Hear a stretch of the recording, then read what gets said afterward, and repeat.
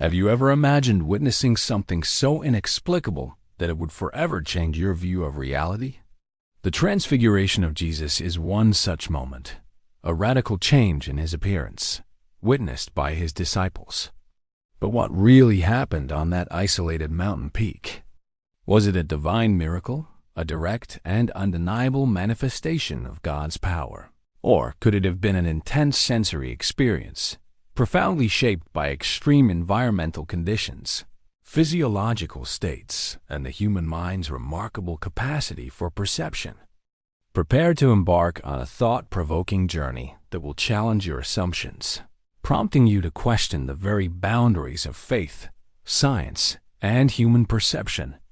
We'll delve into an event that has captivated believers, perplexed skeptics, and fascinated scholars for centuries, exploring every facet of its profound and enduring mystery.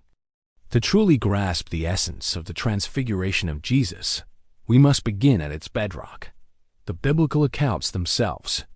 Matthew 17:1-8, Mark 9:2-8, and Luke 9:28-36 meticulously describe a singular and awe-inspiring event that unfolds with dramatic flair. Jesus, selecting his inner circle, Peter, James, and John, ascends a high mountain. Is there, atop this chosen summit, that Jesus' appearance undergoes a dramatic and unprecedented transformation. His clothes become dazzlingly radiant, described in Mark's Gospel as whiter than any launderer on earth could bleach them, suggesting a purity and intensity beyond human capability. His face shines with an intense, almost blinding brilliance, which Matthew describes as like the sun. This sudden and profound alteration of his physical form is the very genesis of our central theme, a moment that defies ordinary explanation. For the disciples, caught in this unprecedented spectacle, it wasn't merely a cosmetic change. It was a visceral revelation of Jesus' divine glory, an undeniable glimpse into his celestial nature. The biblical texts deliberately avoid offering any naturalistic explanation, presenting the event unequivocally as a supernatural manifestation, an act of God breaking into the human realm. This initial narrative firmly establishes the foundation of our central inquiry. Was this an extraordinary phenomenon that exists entirely outside the laws of nature, or was there another, perhaps more physiologically grounded, explanation for what transpired? Within the context of faith, the event is deeply intertwined with messianic prophecy and the unfolding of God's redemptive plan. The sudden appearance of Moses and Elijah, two towering figures from the Old Testament, conversing with Jesus, further intensifies the scene's prophetic and theological weight. Moses represents the law, the foundational covenant God made with Israel, while Elijah embodies the prophets, those who continually called God's people back to his ways and foretold the coming Messiah. Their presence alongside Jesus suggests a profound continuity, indicating that Jesus is the fulfillment and culmination of both the law and the prophets. More than that, Luke's Gospel specifies that their dialogue with Jesus was speaking of his departure, which he was about to accomplish at Jerusalem, subtly but powerfully hinting at the coming crucifixion and resurrection. This places this moment of radiant glory within the larger, sacrificial narrative of salvation. This rich theological grounding is paramount to understanding how the event has been and continues to be interpreted within Christian tradition, solidifying its place as a pivotal landmark in the revelation of Jesus' identity as the Son of God. It is a moment designed to bolster the disciples' faith and provide them with an essential spiritual anchor before the impending trials and tribulations of Jerusalem, reinforcing his divine authority even before his ultimate sacrifice. The accounts of the Transfiguration are not abstract theological treatises. They are vivid first-person narratives told through the bewildered eyes of the three chosen disciples, Peter, James, and John. They are the primary manifestations of our central theme because their subjective experience and subsequent interpretation of the event are the very core of our inquiry. How did these men, who had walked, talked, and eaten with Jesus for years, intimately familiar with him in his human form, react to such an otherworldly and utterly transforming sight? What was the immediate, raw impact of this perceived divine intervention? The Gospels vividly portray their reactions, a potent mixture of profound amazement, overwhelming awe, and paralyzing fear. Mark's account, in particular, highlights their terror, noting that they became very frightened, underscoring the disorienting and terrifying nature of such an unprecedented encounter. This wasn't merely surprise. It was a deep, instinctual response to something beyond their human comprehension. Peter, ever the impulsive and outspoken one, immediately reacts by blurting out a suggestion. "Rabbi, it is good for us to be here. Let us make 3 tabernacles, one for you, one for Moses, and one for Elijah."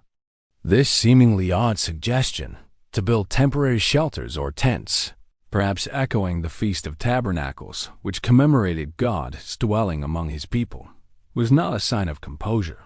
As Mark empathetically explains, he uttered this, for he did not know what to say, for they were terrified. This spontaneous, almost desperate attempt to prolong, contain, or even rationalize that overwhelming, unclassifiable experience to give it a tangible, familiar framework, powerfully underscores the deep impact the event had on their perceptions and mental state. It wasn't a casual observation. It was a moment that profoundly shook their understanding of reality and challenged every preconceived notion they held about Jesus and the world itself.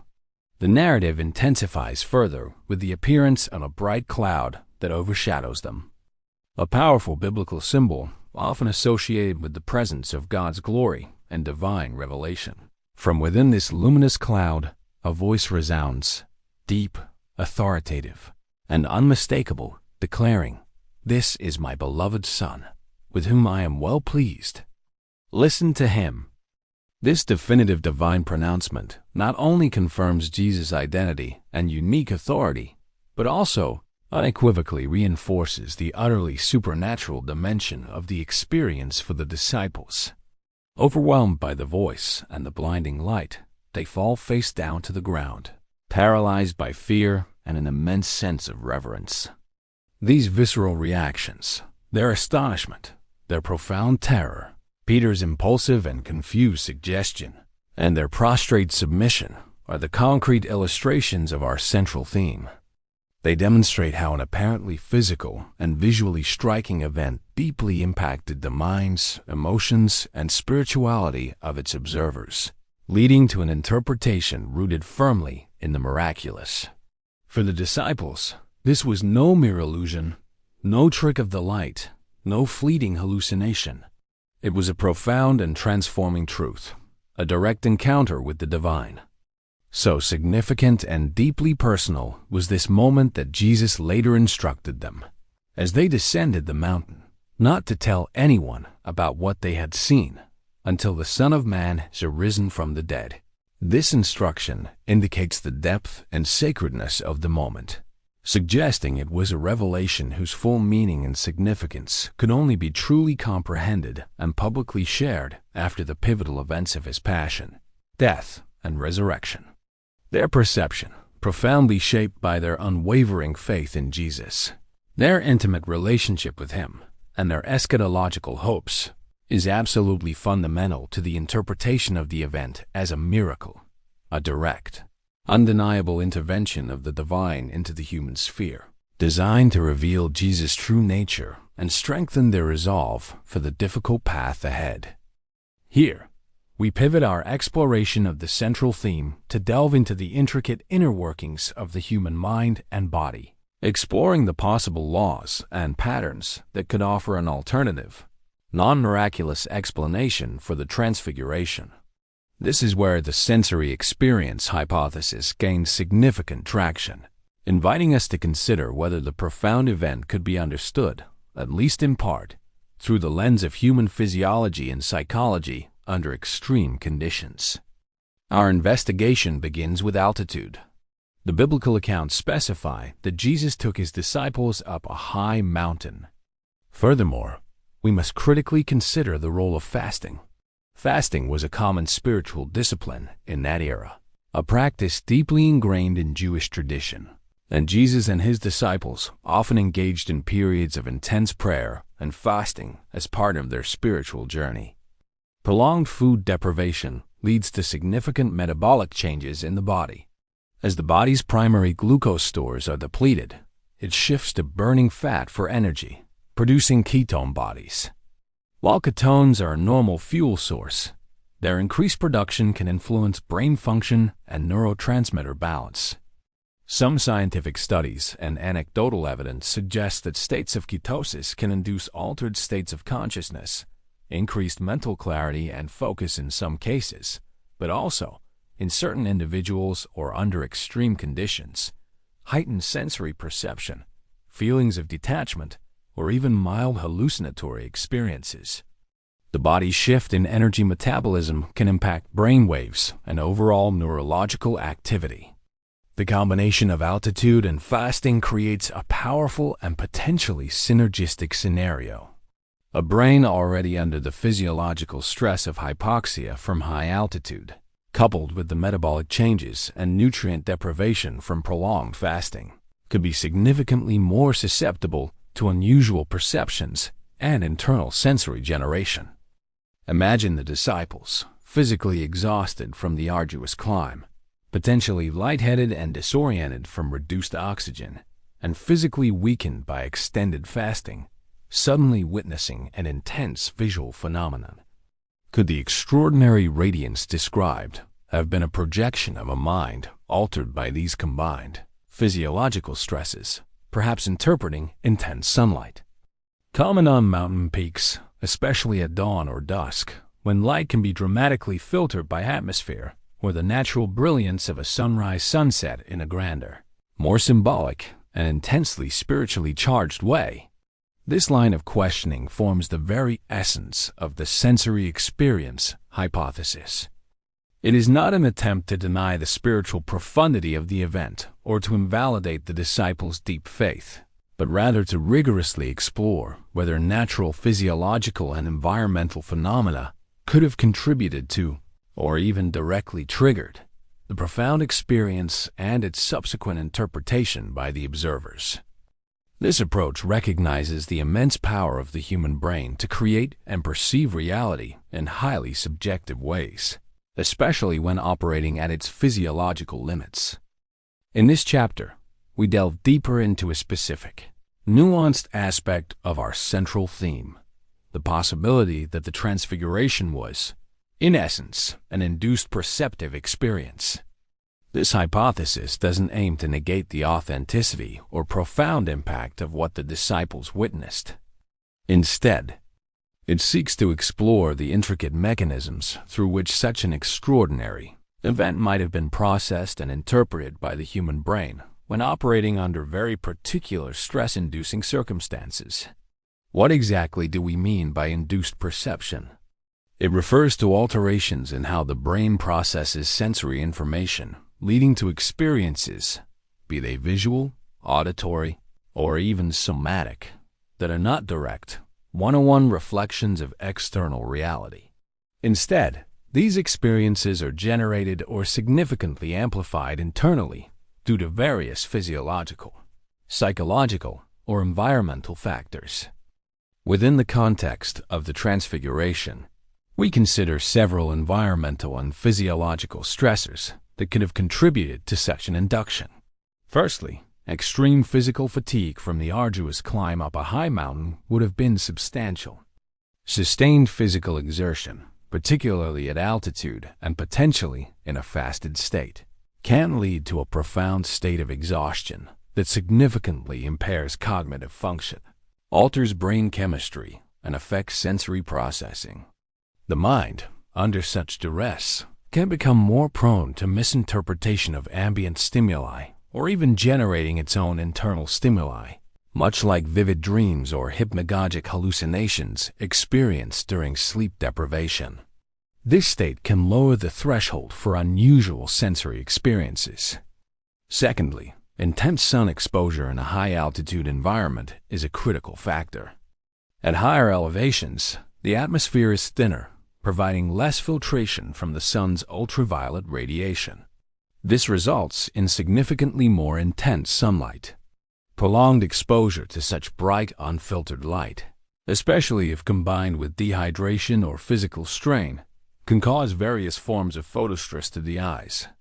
This could manifest as a dazzling effect, heightened contrast, temporary blindness, afterimages, or even retinal fatigue, potentially leading to visual artifacts like halos, auras, or shimmering light around objects or individuals. Could the intense, supernatural radiance described around Jesus have been an extreme interpretation of a natural optical phenomenon, amplified by the disciples' already fatigued, hypoxic, and stressed states? Furthermore, the psychological expectation of a significant spiritual event cannot be underestimated.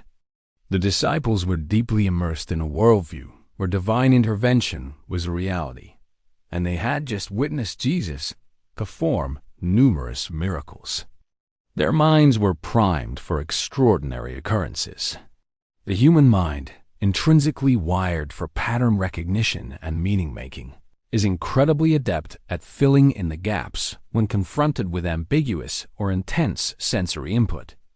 In a context of deep religious belief, fervent messianic expectation, and perhaps heightened emotional states, the brain would naturally tend to interpret these extraordinary inputs through a pre-existing cognitive and spiritual framework.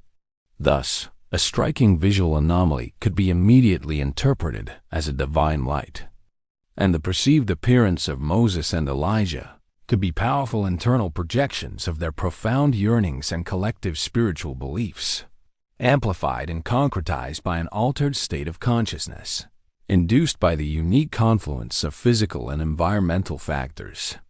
This perspective doesn't accuse the disciples of fabricating the event or consciously deceiving anyone.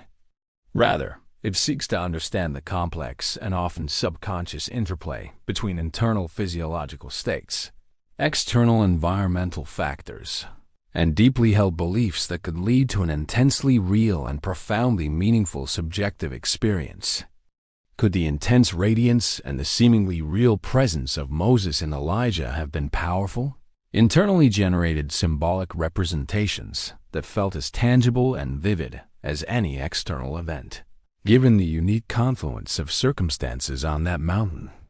This line of inquiry allows us to appreciate the profound power of the human mind and the human element within a historically significant religious event, offering a complementary lens through which to view the Transfiguration without necessarily diminishing its spiritual significance. Our central theme, the Transfiguration of Jesus, gains fascinating and intricate new dimensions when we connect it to contemporary understandings from the fields of psychology of religion and neuroscience. These modern disciplines, far from seeking to prove or disprove the divine nature of religious experiences, are dedicated to illuminating the intricate ways in which such profound events are processed, interpreted, and impact the human mind and brain. They offer a scientific vocabulary to discuss phenomena often reserved for theological discourse. How can these modern fields, armed with advanced research tools and theoretical frameworks, shed light on an ancient event like the Transfiguration? The psychology of religion delves into the subjective experience of faith, systematically exploring the cognitive, emotional, and social dimensions of religious phenomena. From this perspective, the Transfiguration can be viewed as an incredibly potent religious experience, characterized by overwhelming awe, profound fear, a sense of divine presence, and a clear shift in perception. Researchers in this field study how individuals interpret such experiences within their existing belief systems, how these interpretations shape their worldview, and how they influence subsequent behavior and beliefs. Many visions and revelations, documented across diverse cultures and spiritual traditions, from ancient mystical encounters to modern, charismatic experiences, share commonalities in their subjective reporting, which are of great interest to psychologists. They explore concepts like peak experiences, or the power of suggestion and group dynamics in shaping perceived reality. Meanwhile, neuroscience takes a more physiological and empirical approach, seeking to identify the specific brain areas, neural networks, and chemical pathways that are activated during various states of consciousness, including those associated with intense spiritual or mystical experiences.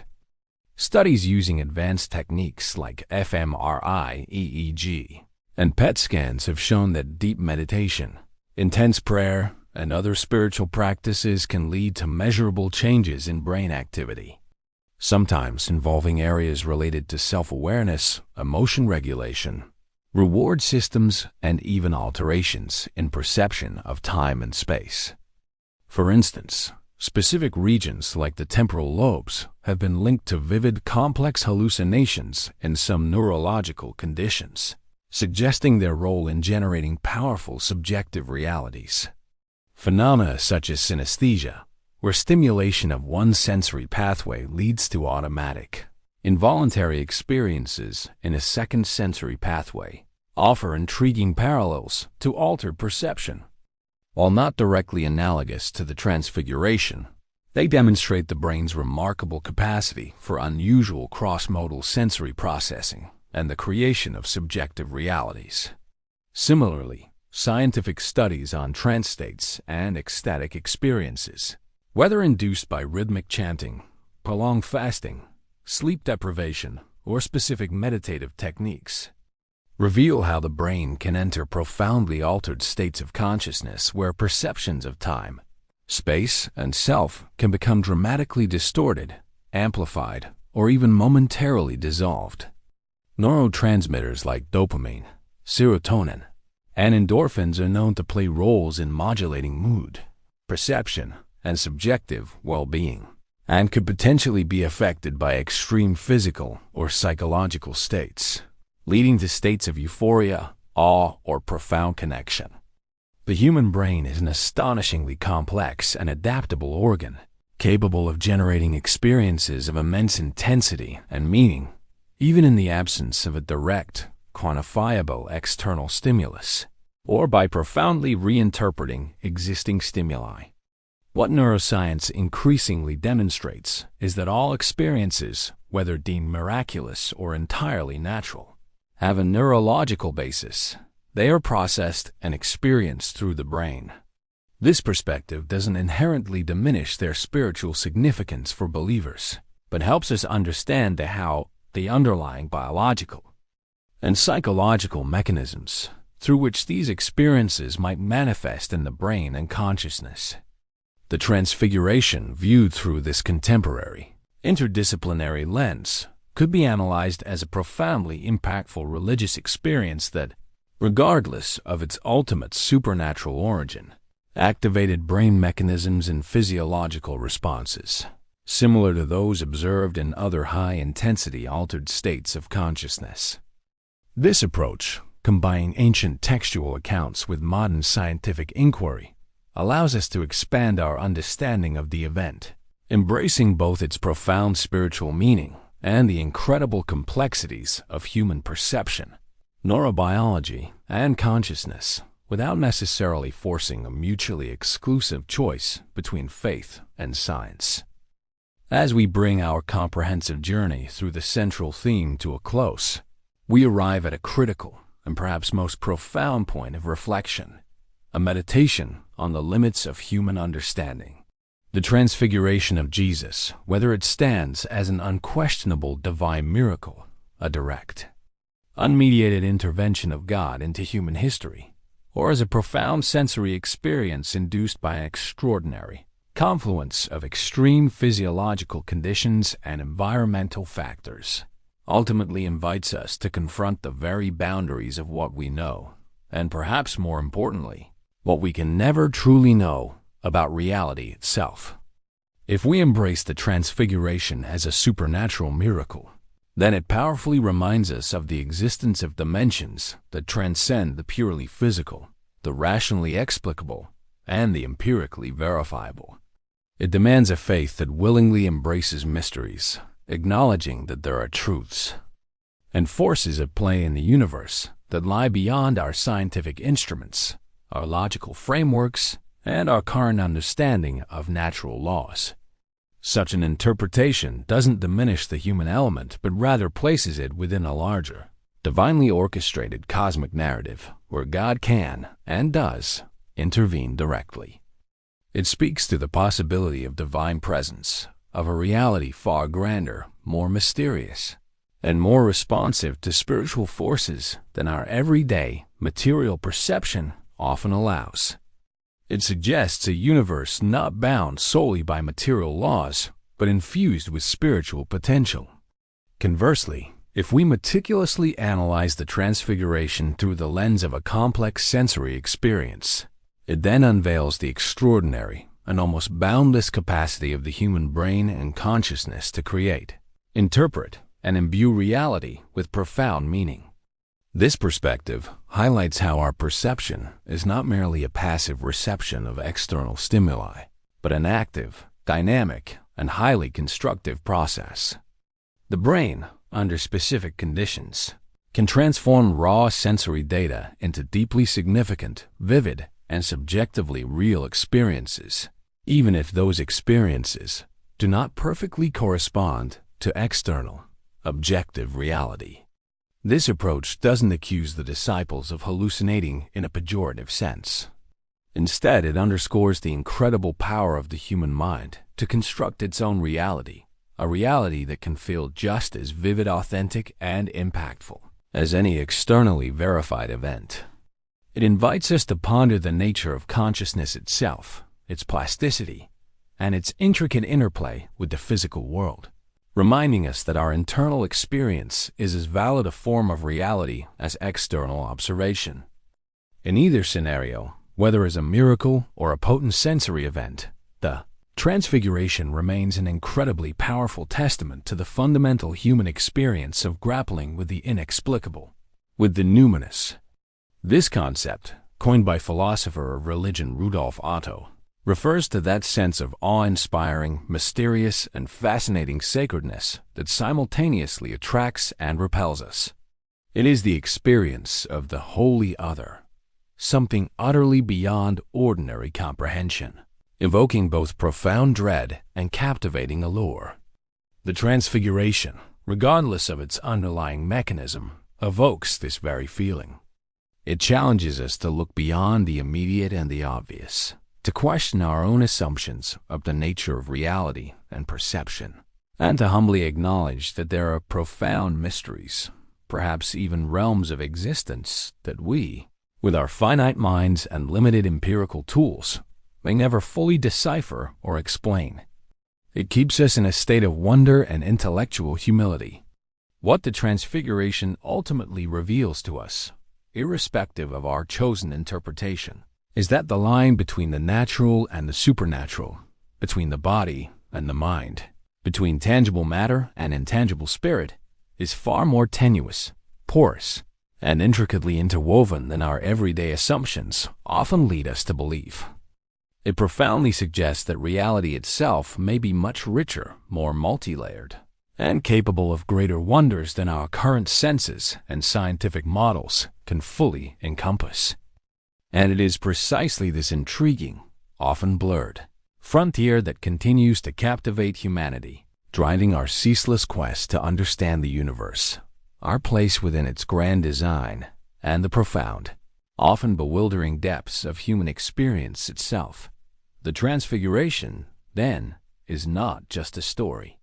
It's an enduring invitation to ponder the very nature of existence. The Transfiguration of Jesus, a moment of blinding light and profound mystery that echoes through time, continuing to challenge our understanding. Was it a divine miracle that undeniably tore the veil of reality, revealing the very glory of God? Or was it a sensory experience so intensely powerful, shaped by the raw force of environment and physiology, that it fundamentally reshaped the disciples' perception? The mystery persists, inviting each of us to reflect deeply on the limits of our own comprehension. What more might exist beyond what our eyes can see and what our minds can easily explain?